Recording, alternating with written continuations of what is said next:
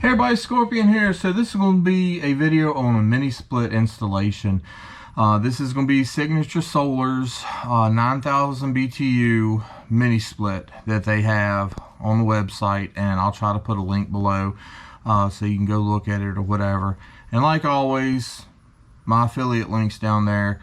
If you want to use that, doesn't cost you anything extra, but that way you can go in and check out some of their stuff. So first thing you need to know is your square footage. So square footage is width times length. So this trailer is 42.5 foot. Wait a minute, correction, it's 22 foot front to rear on the inside, and 7.5 foot or 7 foot 6 inches side to side. So again, 22 foot this way front to back and 7.5 side to side. Don't have to worry about your ceiling. However, if you have some massively huge tall ceiling, there may be a little bit of a difference that you need to do for that. So I'm at 165 square foot for this trailer. The 9,000 mini split is rated for 450 to 500 square foot, so it's definitely enough for this. Energy efficiency on this thing is, off the top of my head, it's just under 30. This is the new SEER 2 rating, where they are, it's supposed to be more practical, like everyday use rating, instead of the old SEER where it was just kind of like controlled environment. So once you get your square footage, you can take that and multiply it times 20, and that gives you your BTU load requirement. So basically it tells you what BTU system you need to be able to cover that. And then if you take the BTU load requirement and divide it by 12, that is your suggested tonnage of your unit. So just some quick information there to help you out with this. You know, if you're looking at getting one, so you know how to measure that square footage, length times width, then you can multiply it by 20, and that'll tell you what BTU unit you need for heat and AC. Then you can divide that BTU unit by 12, and that tells you what ton unit you need. And that's just kind of a general. Anyway, SEER on the 9,000 is SEER 2 29.5. I believe the 12,000 is a SEER 28.5, something like that. Anyway, super energy efficient, just blows the market, you know, out of the water with that information. So the first thing I had to do, being the way that I built stuff, and let me spin y'all around to show you this.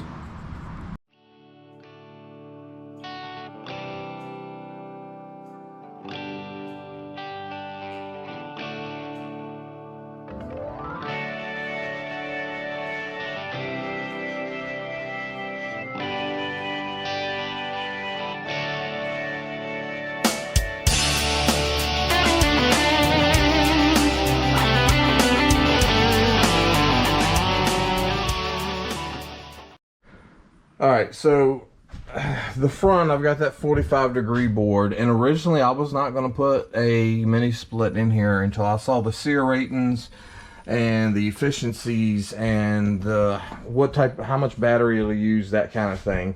So I can't mount it. I didn't want to mount it way down here somewhere, not to mention it's way too wide to mount down here or over there. I could have put it down one of the side walls or in the back, but I have to buy extra pipe, and I'd have to mount it on the door back there, and that wouldn't work. A side wall, it would probably work, but it's going to be blowing air straight across.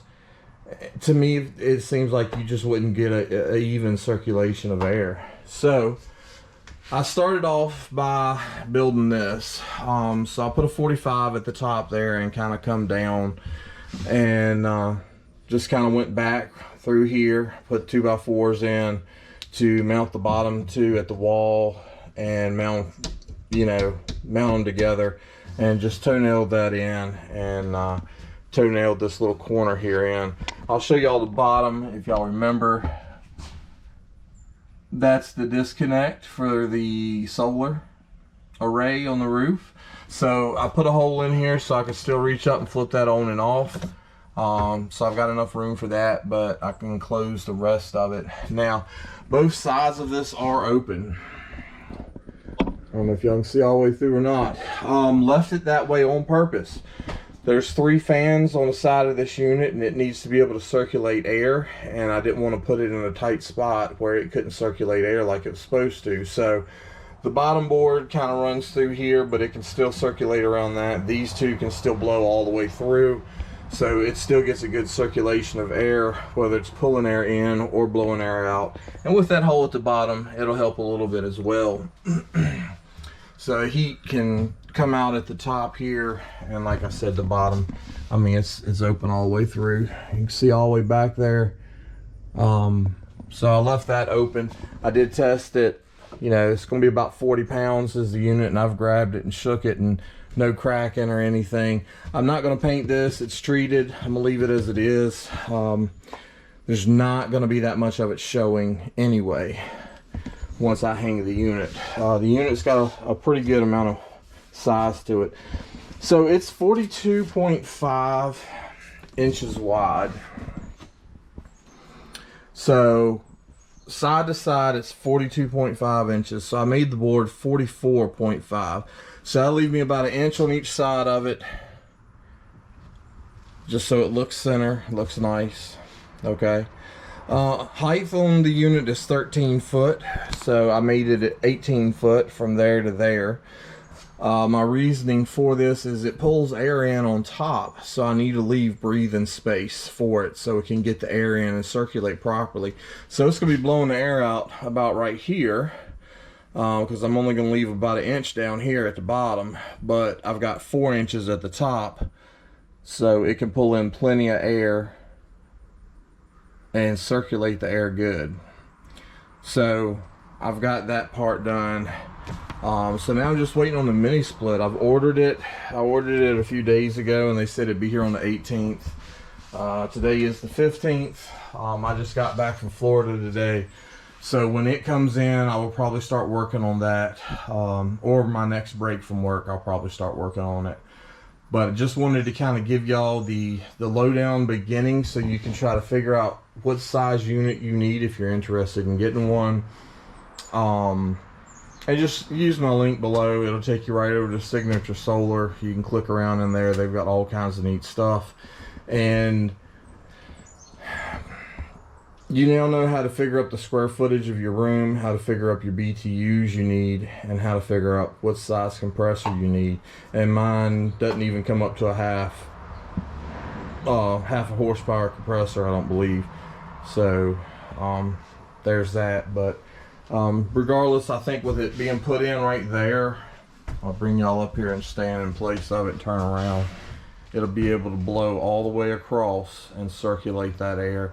And if for some reason it's not circulating well, I'll hang a fan up and back there in the back at the ceiling and blow some of the hot air back this way. There is some restrictions. It's saying supposed to work down to I think it's 32 degrees. It's kind of that freezing point. So I'm gonna do a little bit of research on that and see if it has emergency heat in it. If it does, it will probably work after 32 degrees, but it's gonna be pulling a lot more power. So as time goes on, because as y'all know, I plan on this being a controlled, temperature controlled, humidity controlled area. I may end up buying one of those infrared heaters or something, plug it in back here and set it in the back floor, just to help offset in the winter, because it gets below 32 degrees here in Virginia. I've seen it in the teens, I've seen it in the single digits, and I've seen it below zero when the wind was blowing. So just something to think about, and it's always good to have some type of backup as well. Now, as far as the air conditioning, you know, that's a comfort thing. We don't necessarily have to have it, but it's a very important thing to me because me and heat don't get along well, and it makes me sick really fast. So with that said, time will tell on this, but I think this will work amazingly. Being I'm not even using half of the space that it's rated for, I don't think it's going to be any problem keeping a good temperature control in here and fighting it off when it's really cold or really hot. If you're new to my channel, I did insulate the walls, the ceiling, this wall over here, and the front wall, and pretty much everything's polyurethaned all the way around, just to kind of take care of that air and heat transfers and stuff like that. And a bunch of the stuff at the top was sealed. I didn't really seal everything down here.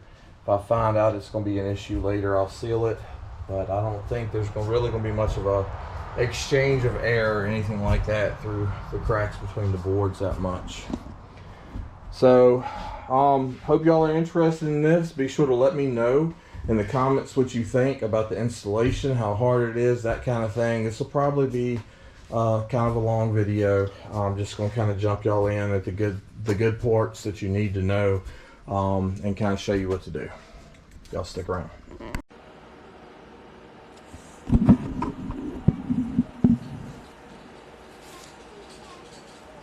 Alright, so this is the Signature Solar website.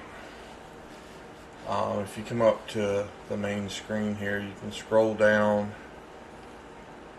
and go to high efficiency appliances.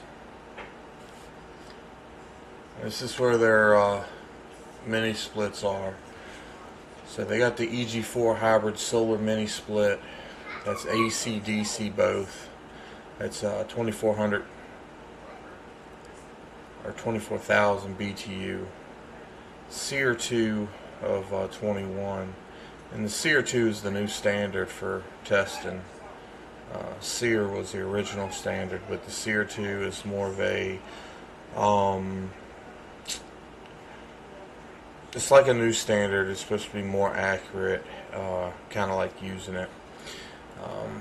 But this one, you got the options. You can get solar panels, put them on the roof of your house or whatever, and it'll run off the solar panels during the day, saving you money, and then it'll run off your batteries and or direct from your power source, breaker panel box or whatever. This is the 12,000 SEER 22. Again, solar panels. Then they got the 24,000 without the solar, and you can add the solar yourself. And they got the 12K or 12,000 BTU. 28.5 is the SEER, and this is without the panels as well. And you can keep going down through here looking at this stuff and finding exactly what you want. So this is the one that we're doing the install on and talking about. So this is the EG4 9K mini split air conditioner heat pump, 9,000 BTU. SEER 2 is 29.5, which is pretty amazing. Energy Star certified, plug and cool, do-it-yourself installation. So this is AC and heat both. If you need a line extension, you can order it right here. If you need the wall bracket, you can order it there. Just roll through a couple of pictures here. This is the side of the unit where your wires go in from your top unit and your power. Let's see here. Let's take a look at this page if we can. So you're looking at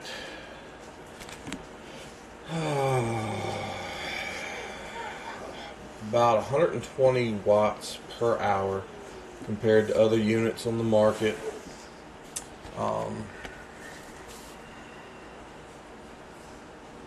In 12 hours, you're saving about 1.5 kilowatts per day. 36 hours, you're saving 5 kilowatt hours. It's supposed to be easy on your batteries. I read a review where the guy said that'll run all night on one of the 100-watt batteries. And you can pull the manual, your spec sheet, your AHRI certification. Personally, in the spec sheet, if you're building something or trying to figure out where you want to place it and how much room you're going to need, the spec sheet will show you that. There's videos you can go to, additional information, warranty information. 12% higher cooling. Seems like a really amazing, unit altogether. And that's what I have ordered, and it's on the way. It's supposed to heat and cool up to 450 square feet. If you go to the the Signature Solar site and watch the installation video, they say 500 square feet, 5-year limited warranty, and of course there's only one rating because this is pretty new, but it's a 5-star rating on it right now. And put it in their 280 square foot bedroom and bath has easily both cooled and heated the rooms. Were totally off grid, so appreciate how efficient it is, and runs all night from 148 volt 100 amp battery. But they've got some different options you can look at and choose from depending upon what you're trying to do, and it definitely pulls less energy than your heat pumps do. But you got to kind of figure out, like I told you before, you're kind of doing a room by room, maybe 2 rooms, maybe a unit to do the living room and kitchen together, and then one in a bedroom, another one in another bedroom or something like that. Just kind of depending upon how much space you have and what you're trying to do. So let's get to unpacking this thing and installing it and see where it puts us. Alright, so we're kind of preparing to install this on the tongue. So this is the outside unit. So we've kind of marked off where it's going to have to go. This will take away a little bit of the turning radius when I'm backing up, but not much at all. But we've got it marked off where we're going to have to cut it on that side. And then we've got this side lined up good.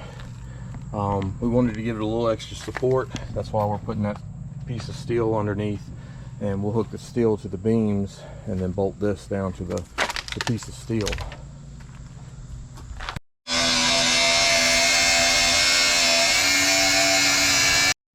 Alright, so we're going to bring the lines in. The way we're looking will be to the right of that receptacle. So if we come inside, center line, second line, so it's going to have to be after that second post that comes down here. So second post, yeah, right there in line with that beam is going to be where we have to put it. So that beam comes out like just to the left. Yeah, well, the beam's where the electrical socket is, so we'll have to go right there, because if we go any lower it's going to be a hard turn on the lines. So we're going to drill through right there so we can run the drain line, the electric line, and the Freon lines through.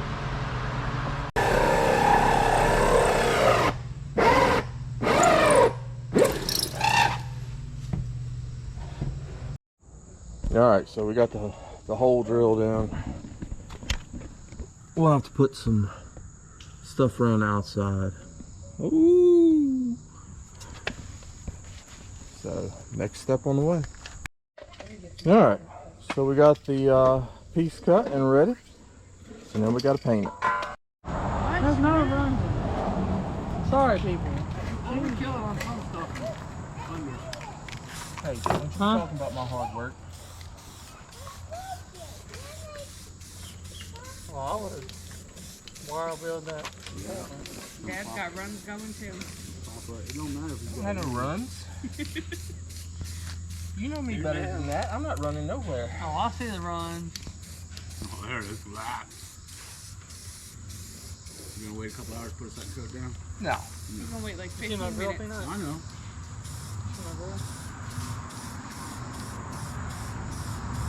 You hear people in the comments. You got painted all the same direction. Yep. I know what I always say. You're thinking it looks like Hunter did it. Hunter did a good job. Hey, for a he can give 3-year-old. Hunter the credit.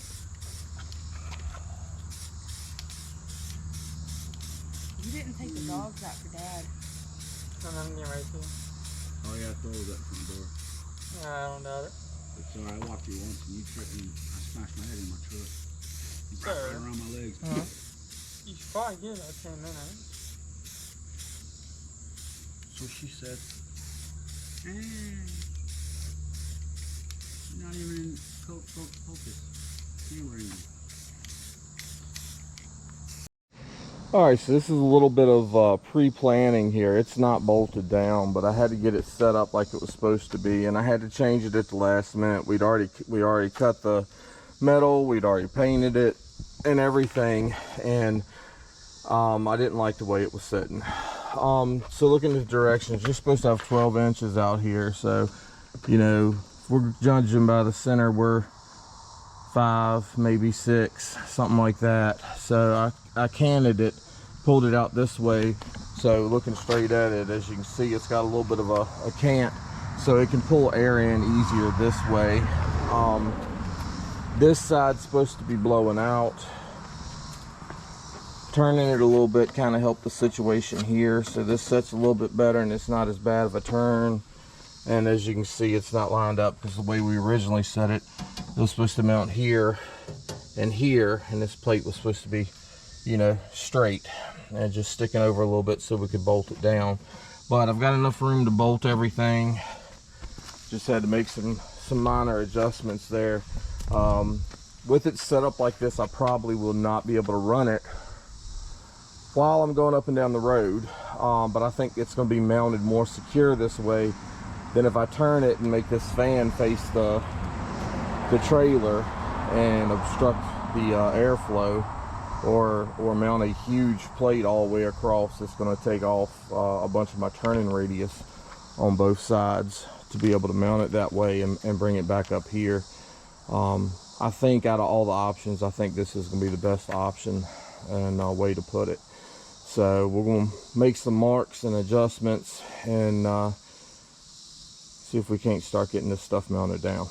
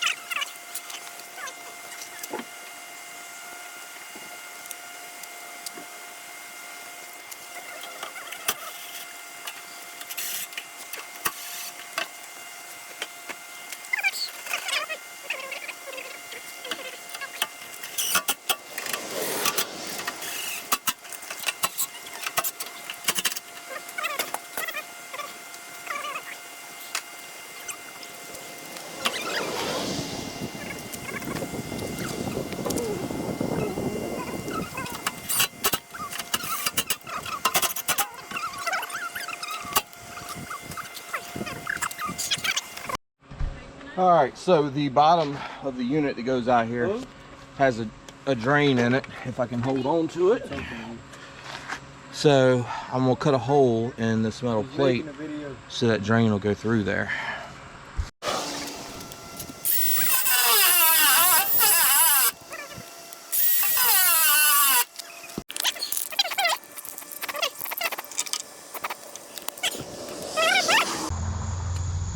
You got it? Yeah. Just remember when it gets close to put that thread lock on.